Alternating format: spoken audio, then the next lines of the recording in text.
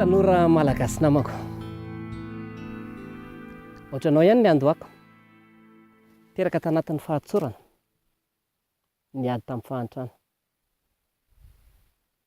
Mpiasa fanjakana tsotra ny dadako ary mpiasa tamina zone franche ny mamako. Faly efa miaina zavatra marobe teto amin'izao tontolo izao, tsy azoko ny vinavinaina mihitsy tamin'ny fahazazako izany. Ho zaraiko aminao na mpiavaka.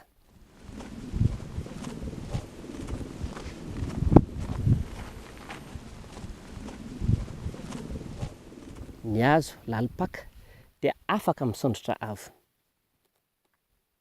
Io fako io dia azoko tamin'ny kabary. Ny hazo raha te hisondrotra dia tsy maintsy lalina ny fakany. Fa nanampizay, ny fianarako zavatra hafa fa fahalalana avy any ivelany tamin'ny tenim-pirenena hafa sy ny tany an-dakilasy. Ary zay nefa rapitaiko aminao androany. Sahia miavaka. Sahia miavaka amin'ny tsara. N'inon'inona ataon'ny manodidina anao. Miavaka amin'ny tsara zany. Raha vao manomboka miavaka ny ataonao dia hoavy ny mpandrabiraby, saingy. Anao ny fiainanao. Anao ny miatrika azy. Ny hazo hoavy hoa lalipaka.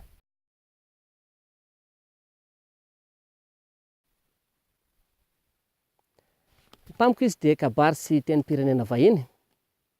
Fa taminao, dia mino fa misy talenta hafa anananao. Mahay fanatanjahantena ve ianao? Mahay sary ve ianao? Mahay mandihy ve ianao? Ya, iny indrindra. Ka tsao ny talenta anao manokana mampisongadina anao. Tsara ny manana modely, fa aza lany andro makatahaka ny hafa satria raha makatahaka ianao, dia tsy ho tafasondrotra ny ho izy mihitsy. Ny lalan'ny andrarezina dia feno vatovato, lalan-tsarotra tsy malama, fiakarana tsy mora. Ny mpampianatra anao, mety hanakana anao. Enoa izay mena avy any am-pianarana, fa sahia miavaka, sahia mikaroka misimisy kokoa no nomeniny any an-dakilasy. Ny havanao, ny namanao, ny akaikinao, enona ny ray aman-dreninao aza, mety tsy hahazo ilay lalanao miavaka, dia izay ilay lalan-tsarotra. Fa ny fahaizana miala amin'ireny sakana rehetra ireny no ataoko hoe fahaiza-miaina.